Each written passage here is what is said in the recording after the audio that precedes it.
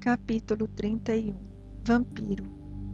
Eram 21 horas. Ainda não havíamos descansado, senão em momentos de palestra rápida, necessária solução de problemas espirituais. Aqui um doente pedia alívio, ali outro necessitava passes de reconforto.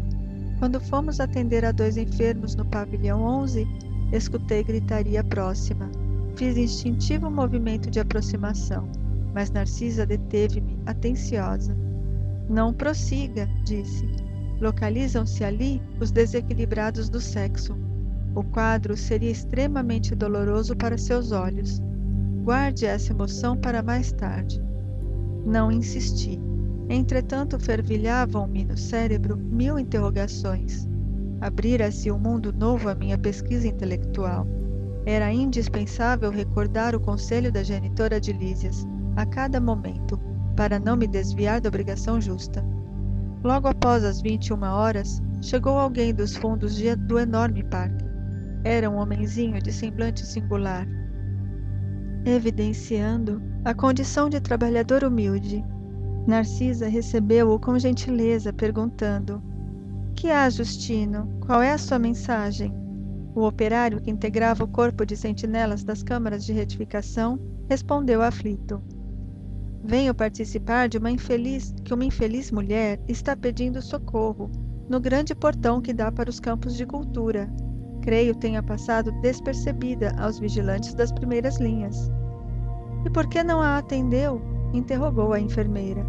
O servidor fez um gesto de escrúpulo e explicou: "Segundo as ordens que nos regem, não pude fazê-lo, porque a pobrezinha está rodeada de pontos negros." "Que me diz?" revidou Narcisa, assustada. "Sim, senhora." "Então o caso é muito grave." Curioso, segui a enfermeira através do campo enluarado. A distância não era pequena. Lado a lado via-se o arvoredo tranquilo do parque muito extenso, agitado pelo vento caricioso.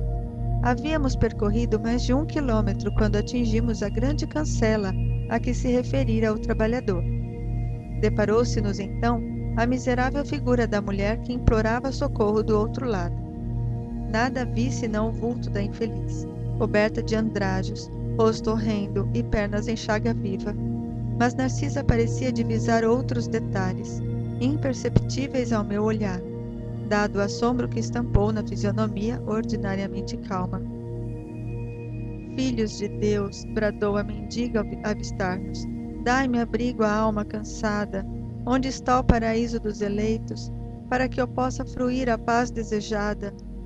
Aquela voz lamuriosa sensibilizava meu coração. Narcisa, por sua vez, mostrava-se comovida, mas falou em tom confidencial. "Não está vendo os pontos negros?" "Não", respondi. Sua visão espiritual ainda não está suficientemente educada. E depois de ligeira pausa continuou: "Se estivesse em minhas mãos, abriria imediatamente a nossa porta. Mas, quando se trata de criaturas nestas condições, nada posso resolver por mim mesma. Preciso recorrer ao vigilante-chefe em serviço." Assim dizendo, aproximou-se da infeliz e informou em tom fraterno: "Faça o obséquio de esperar alguns minutos." Voltamos apressadamente ao interior pela primeira vez. Entrei em contato com o diretor das sentinelas das câmaras de retificação. Narcisa apresentou-me e notificou-lhe a ocorrência. Ele esboçou um gesto significativo e ajuntou: "Fez muito bem comunicando-me o fato. Vamos até lá." Dirigimo-nos os 3 para o local indicado. Chegados à cancela, o irmão Paulo, orientador dos vigilantes, examinou atentamente a recém-chegada do umbral e disse: "Esta mulher, por enquanto, não pode receber nosso socorro. Trata-se de um dos mais fortes vampiros que tenho visto até hoje. É preciso entregá-la à própria sorte." Senti-me escandalizado. Não seria faltar aos deveres cristãos abandonar aquela sofredora ao azar do caminho? Narcisa, que me pareceu compartilhar da mesma impressão, adiantou-se suplicante: "Mas, irmão Paulo, não há um meio de acolhermos essa miserável criatura nas câmaras?" "Permitir essa providência", esclareceu ele, "seria trair minha função de vigilante." E, indicando a mendiga que esperava a decisão, A gritar impaciente, exclamou para a enfermeira: Já notou, Narcisa, alguma coisa além dos pontos negros? Agora era a minha instrutora de serviço que respondia negativamente. Pois vejo mais, respondeu o vigilante-chefe. Baixando o tom de voz, recomendou: Conte as manchas pretas. Narcisa fixou o olhar na infeliz e respondeu após alguns instantes: 58.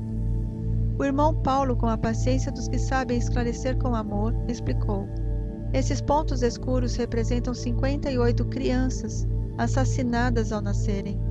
Em cada mancha vejo a imagem mental de uma criancinha aniquilada, umas por golpes esmagadores, outras por asfixia.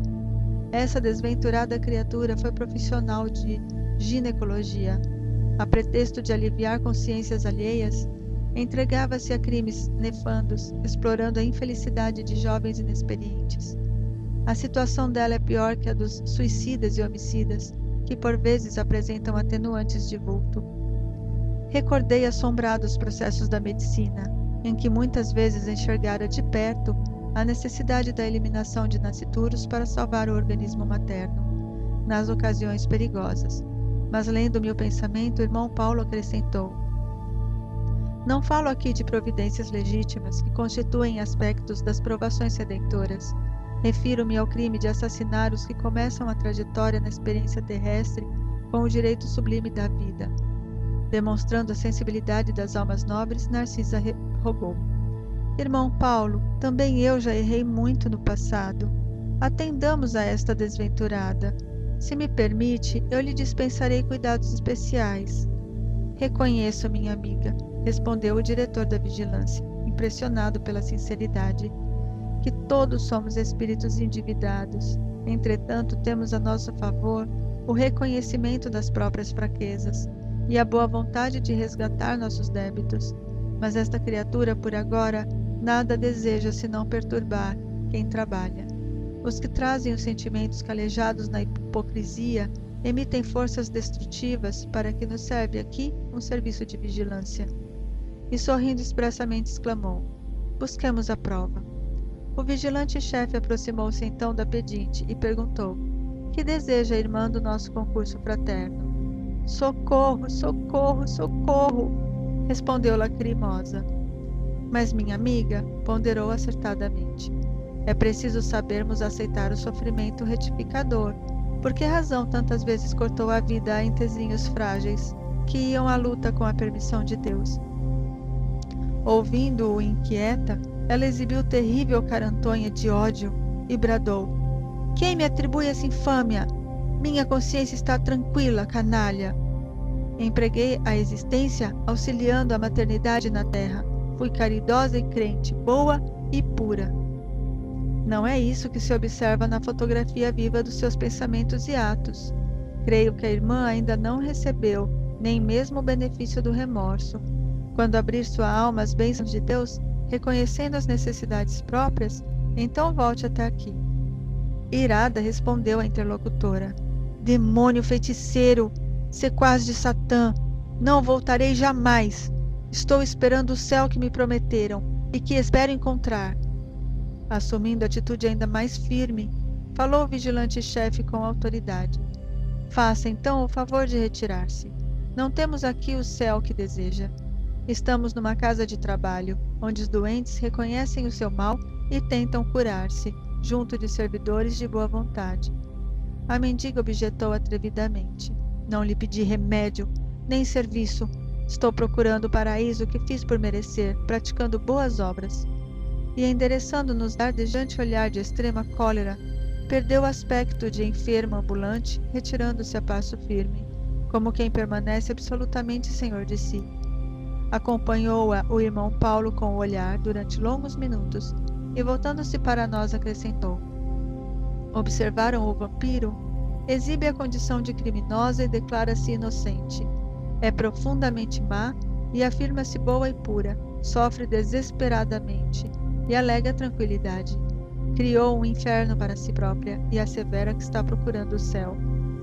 Ante o silêncio com que lhe ouvíamos a lição, o vigilante-chefe rematou: É imprescindível tomar cuidado com as boas ou más aparências.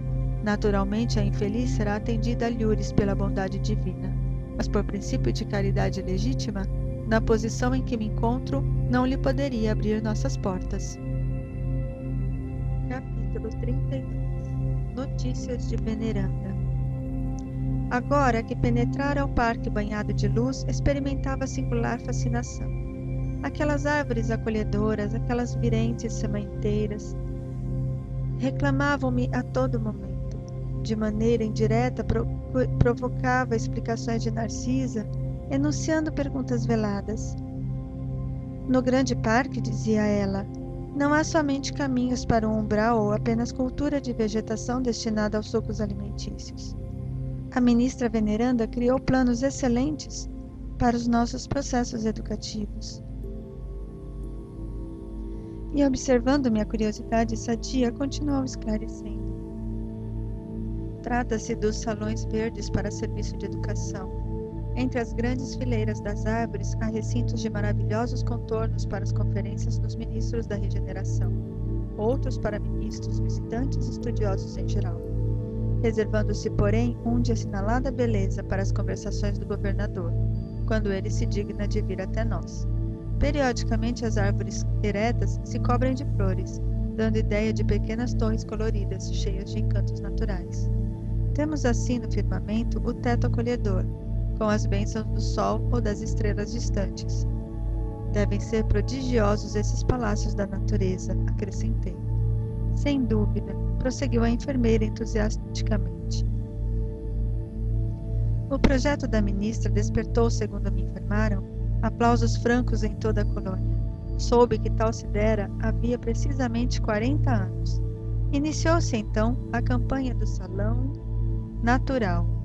Todos os ministérios pediram cooperação, inclusive da União Divina, que solicitou o concurso de Veneranda na organização de recintos dessa ordem, no Bosque das Águas.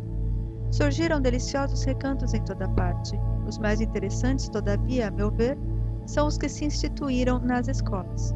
Variam nas formas e dimensões, nos parques de educação do esclarecimento. Instalou a ministra um verdadeiro castelo de vegetação em forma de estrela, dentro do qual se abrigam 5 numerosas classes de aprendizados e 5 instrutores diferentes. No centro funciona enorme aparelho destinado a demonstrações pela imagem, à maneira do cinematógrafo terrestre, com o qual é possível levar a efeito 5 projeções variadas simultaneamente. Essa iniciativa melhorou consideravelmente a cidade, unindo no mesmo esforço o serviço proveitoso à utilidade prática e à beleza espiritual. Valendo-me da pausa natural, interpelei. E o mobiliário dos salões, tal como o dos grandes recintos terrenos? Narcisa sorriu e acentuou. Há diferença. A ministra ideou os quadros evangélicos do tempo que assinalou a passagem do Cristo pelo mundo e sugeriu recursos da própria natureza. Cada salão natural tem bancos e poltronas esculturados na substância do solo, forrados de relva olente e macia. Isso imprime formosura e disposições características. Disse a organizadora que seria justo lembrar as preleções do mestre em plena praia, quando de suas divinas excursões junto ao Tiberíades. E dessa recordação surgiu o empreendimento do mobiliário natural. A conservação exige cuidados permanentes, mas a beleza dos quadros representa vasta compensação. A essa altura interrompeu-se a bondosa enfermeira, mas identificando meu interesse silencioso, prosseguiu. O mais belo recinto do nosso ministério é o destinado às palestras do governador. A ministra Veneranda descobriu que ele sempre estimou as paisagens de gosto helênico, mais antigo, e decorou o salão a traços especiais, formados em pequenos canais de água fresca, pontes graciosas, lagos minúsculos, palanquins de arvoredo e frondejante vegetação. Cada mês do ano mostra cores diferentes, em razão das flores que se vão modificando em espécie de 30 a 30 dias. A ministra reserva o mais lindo aspecto para o mês de dezembro, em comemoração ao Natal de Jesus, quando a cidade recebe os mais formosos pensamentos e as mais vigorosas promessas dos nossos companheiros encarnados na terra, e envia por sua vez ardentes afirmações de esperança e serviço às esferas superiores, em homenagem ao mestre dos mestres. Esse salão é nota de júbilo para os nossos ministérios. Talvez já saiba que o governador aqui vem, quase que semanalmente aos domingos. Ali permanece longas horas, conferenciando com os ministros da regeneração, conversando com os trabalhadores, oferecendo sugestões valiosas, examinando nossas vizinhanças com umbral, recebendo nossos votos e visitas e confortando enfermos convalescentes. À noitinha, quando pode demorar-se, ouve música e assiste a números de arte, executados por jovens e crianças dos nossos educandários. A maioria dos forasteiros que se hospedam em nosso lar costuma vir até aqui só no propósito de conhecer esse palácio natural, que acomoda confortavelmente mais de 30.000 pessoas. Ouvindo os interessantes informes, eu experimentava um misto de alegria e curiosidade. O salão da ministra veneranda, continuou Narcisa animadamente, é também esplêndido recinto, cuja conservação nos merece especial carinho. Todo o nosso préstimo será pouco para retribuir as dedicações dessa abnegada serva de Nosso Senhor. Grande número de benefícios, neste ministério, foram por ela criados para atender aos mais infelizes.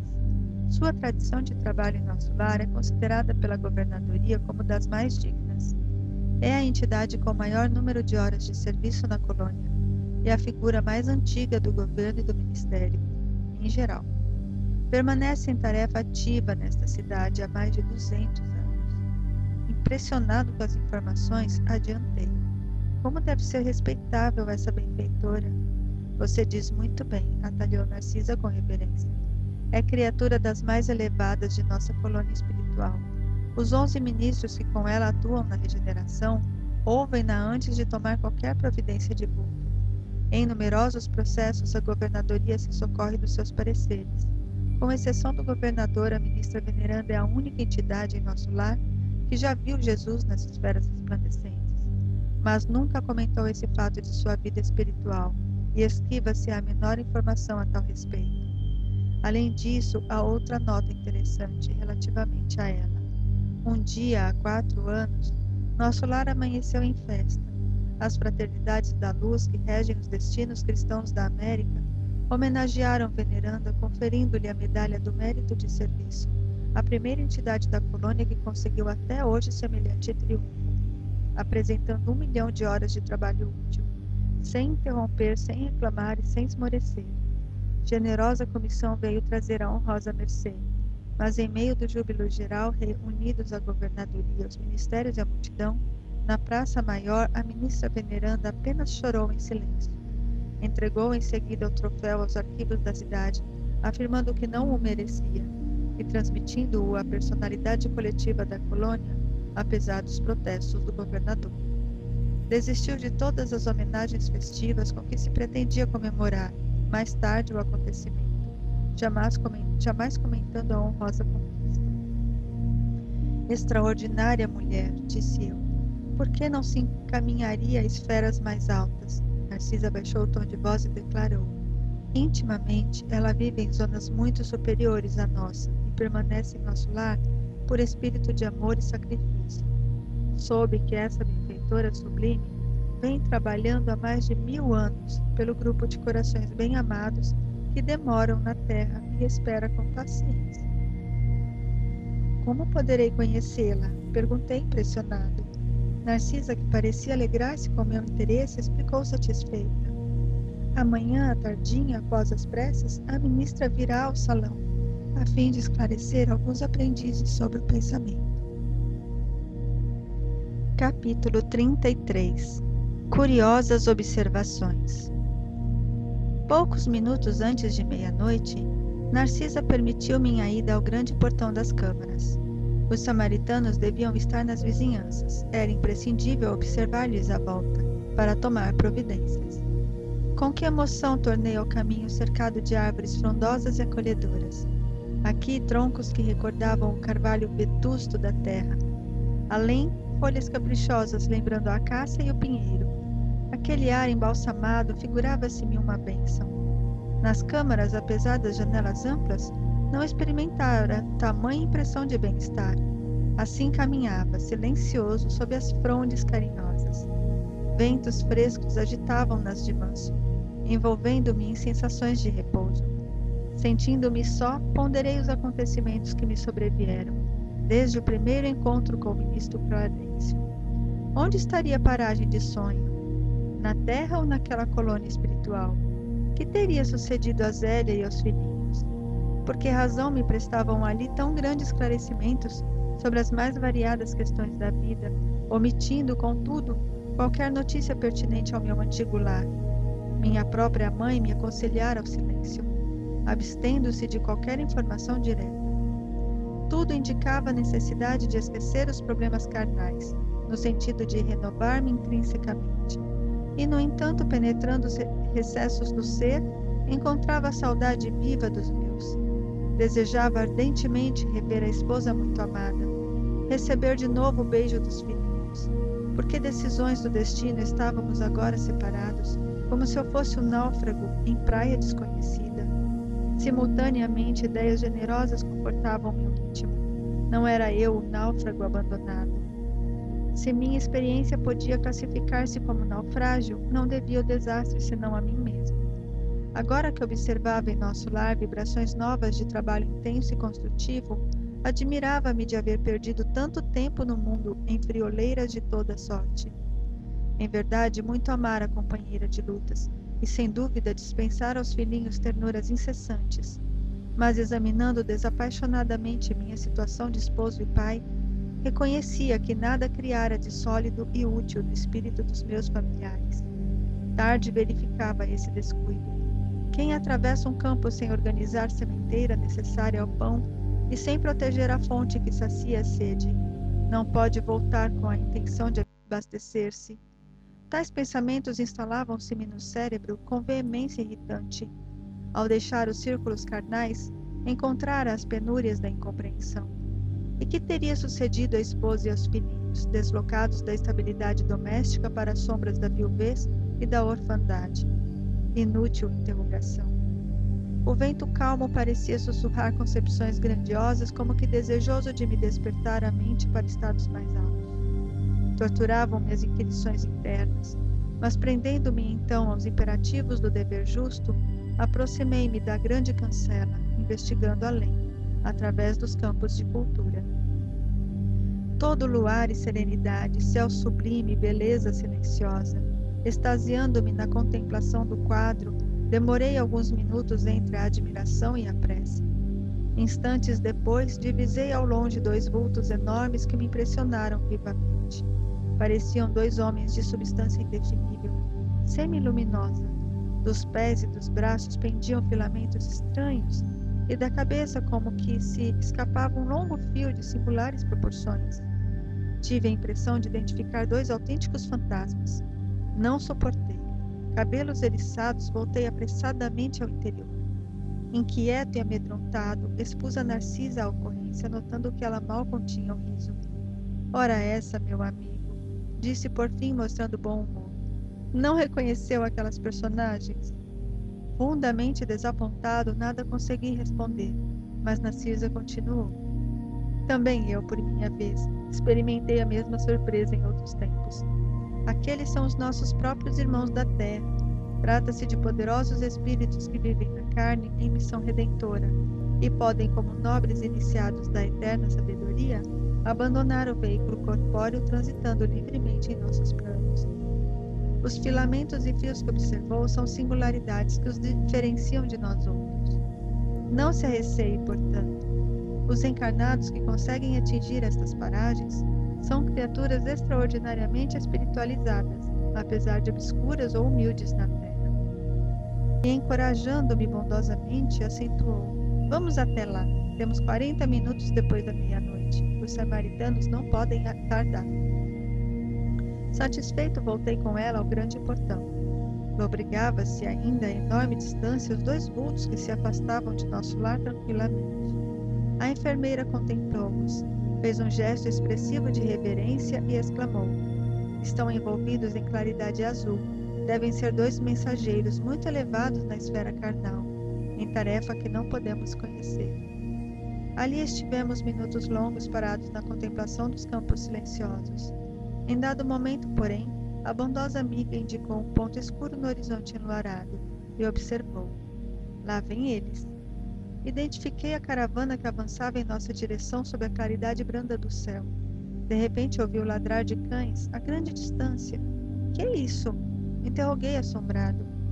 Os cães, disse Narcisa, são auxiliares preciosos nas regiões obscuras do umbral, onde não estacionam somente os homens desencarnados, mas também verdadeiros monstros que não cabe agora descrever. A enfermeira, em voz ativa, chamou os servos distantes, enviando um deles ao interior, transmitindo avisos. Fixei atentamente o grupo estranho que se aproximava devagarinho. 6 grandes carros, formato de diligência, precedidos de matilha de cães alegres e bulhentos, eram tirados por animais que mesmo de longe me pareceram iguais aos moares terrestres.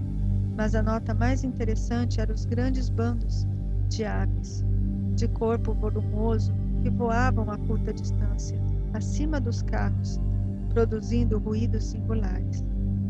Dirigi-me incontinente a Narcisa, perguntando: onde o aeróbus? Não seria possível utilizá-lo no umbral? Dizendo-me que não, indaguei as razões. Sempre atenciosa, a enfermeira explicou: questão de densidade da matéria. Pode você figurar um exemplo com a água e o ar. O avião que fende a atmosfera do planeta não pode fazer o mesmo na massa equórea.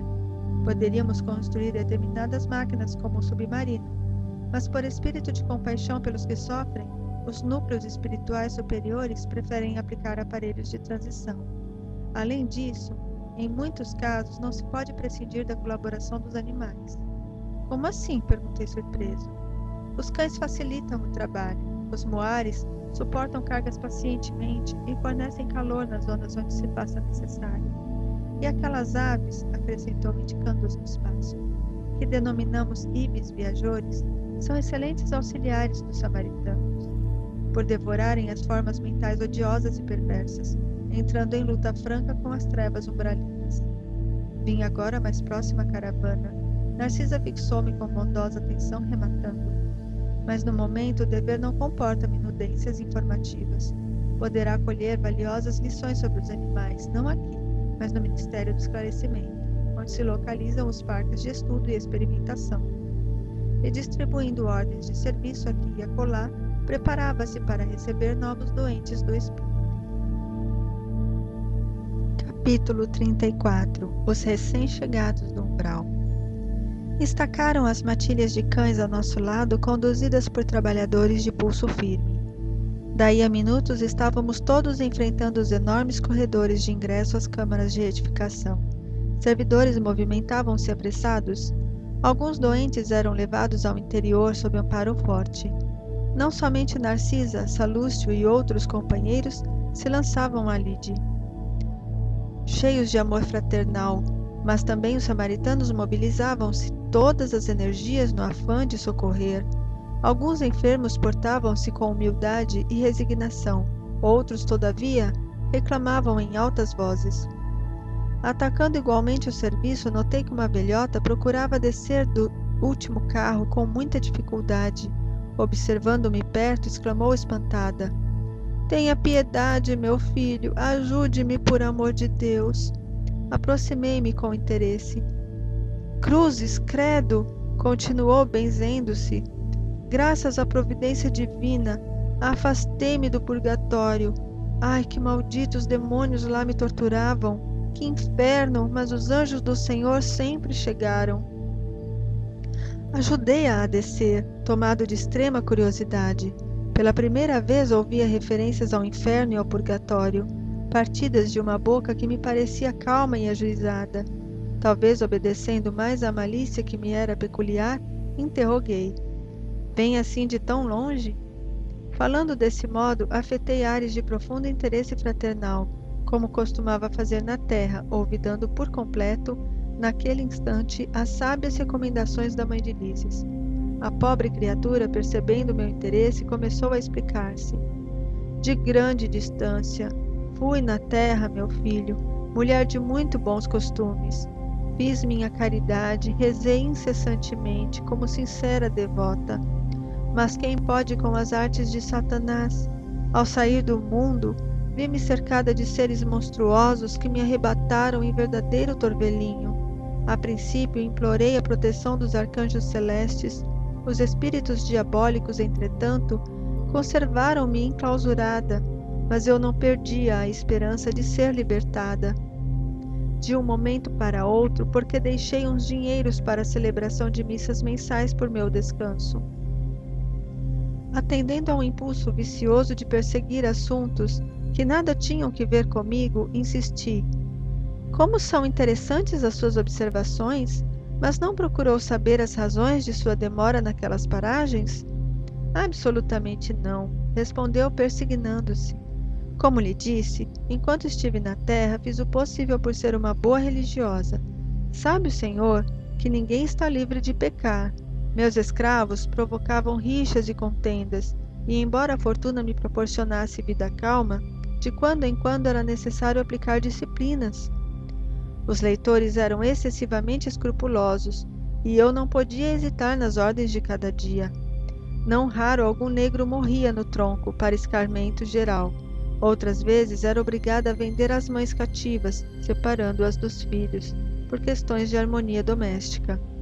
Nessas ocasiões, sentia morder-me a consciência, mas confessava-me todos os meses, quando o padre Amâncio visitava a fazenda, e depois da comunhão estava livre dessas faltas veniais, porque recebendo a absolvição no confessionário e ingerindo a sagrada partícula, estava novamente em dia com todos os meus deveres, para com o mundo e com Deus. A essa altura, escandalizado com a exposição, comecei a doutrinar. Minha irmã, essa razão de paz espiritual era falsa.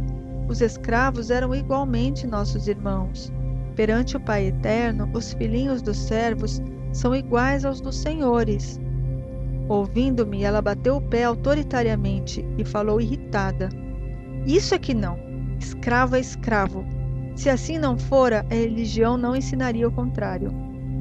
Pois se havia cativos em casa de bispos, quanto mais em nossas fazendas.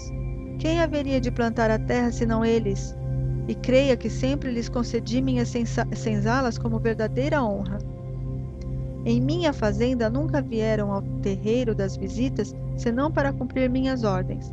Padre Amâncio, nosso virtuoso sacerdote, disse-me na confissão que os africanos são os piores entes do mundo, nascidos exclusivamente para servirem a Deus no cativeiro. Pensa então que me poderia encher de escrúpulos no trato com essa espécie de criaturas? Não tenha dúvida, os escravos são seres perversos, filhos de Satã. Chego a admirar-me da paciência com que tolerei essa gente na terra. E devo declarar que saí quase inesperadamente do corpo, por me haver chocado a determinação da princesa, libertando esses bandidos. Decorreram muitos anos, mas lembro-me perfeitamente. Achava-me adoentada havia muitos dias, e quando o padre Amâncio trouxe a nova da cidade, piorei de súbito. Como poderíamos ficar no mundo vendo esses criminosos em liberdade?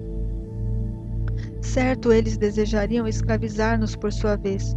E a servir a gente dessa laia, não seria melhor morrer? Recordo que me confessei com dificuldade. Recebi as palavras de conforto do nosso sacerdote, mas parece que os demônios não são também africanos e viviam à espreita, sendo eu obrigada a sofrer-lhes a presença até hoje. E quando veio? Perguntei. Em maio de 1888. Experimentei estranha sensação de espanto. A interlocutora fixou o olhar embaciado no horizonte e falou. É possível que meus sobrinhos tenham esquecido de pagar as missas. Entretanto, deixei à disposição um testamento. Ia responder, convocando-lhe os raciocínios à zona superior, fornecendo-lhe ideias novas de fraternidade e fé, mas Narcisa aproximou-se e disse-me bondosa: André, meu amigo, você esqueceu que estamos providenciando alívio a doentes e perturbados? Que proveito lhe advém de semelhantes informações? Os dementes falam de maneira incessante, e quem os ouve, gastando interesse espiritual, pode não estar menos louco. Aquelas palavras foram ditas com tanta bondade que corei de vergonha, sem coragem de a elas responder. Não se impressione, exclamou a enfermeira delicadamente. Atendamos aos irmãos perturbados. Mas a senhora é de opinião que estou nesse número? Perguntou a velhota melindrada. Narcisa, porém, demonstrando suas excelentes qualidades de psicóloga, tomou expressão de fraternidade carinhosa e exclamou: Não, minha amiga, não digo isso. Creio, porém, que deve estar muito cansada. Seu esforço purgatorial foi muito longo. Justamente, justamente, esclareceu a recém-chegada do umbral. Não imagina o que tenho sofrido, torturada pelos demônios. A pobre criatura ia continuar repetindo a mesma história, mas Narcisa, ensinando-me como proceder em tais circunstâncias, atalhou. Não comente o mal. Já sei tudo o que lhe ocorreu de amargo e doloroso. Descanse, pensando que vou atendê-la. E no mesmo instante dirigiu-se a um dos auxiliares sem afetação. Você, Zenóbio, vá ao departamento feminino e chame Nemésia, em meu nome, para que conduza mais uma irmã aos leitos de tratamento.